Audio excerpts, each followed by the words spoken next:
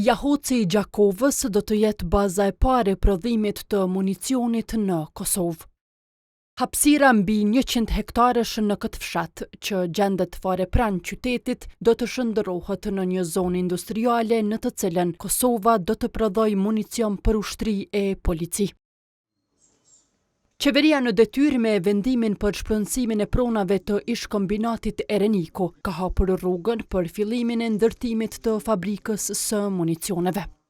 Kryeministri në detyrë Albin Kurti tha se nga kjo fabrikë municionet e para do të dalin në fund të vitit të ardhshëm.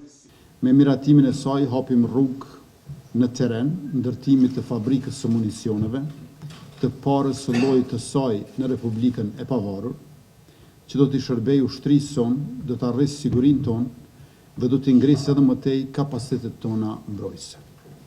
Këtë vendim edhe më të veçantë e bën fakti që po e miratojmë pikërisht në ditën e forcës. Pas miratimit të vendimit, ministri në detyrë i mbrojtjes Ejop Maqedonci tha se në zonën industriale të mbrojtjes, përveç fabrikës për prodhimin e municioneve, do të akomodohen edhe investitorët e interesuar në këtë fushë. Nuk do të jetë normalisht zona e vetme në Kosovë ku do të bëhen prodhime ushtarake, por do të jetë një zonë ekskluzive për atë çështje e adresuar nga Qeveria e Republikës së Kosovës.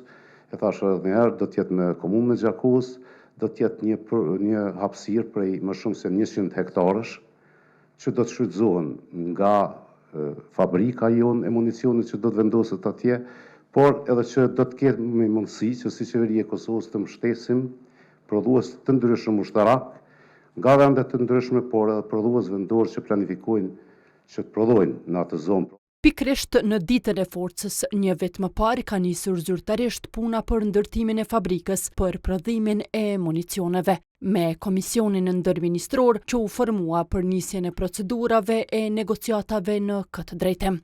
Një muaj më vonë, në dhjetor të 2024-s, qeveria nënshkroi kontratën me prodhuesin shtetëror turk MKE për funksionalizimin e fabrikës. Sipas kontratës, përveç makinerisë prodhuese, kompania do të merret edhe me trajnimin e stafit, mirëmbajtjen e fabrikës, si dhe me pajisjen me sisteme për testim të cilësisë.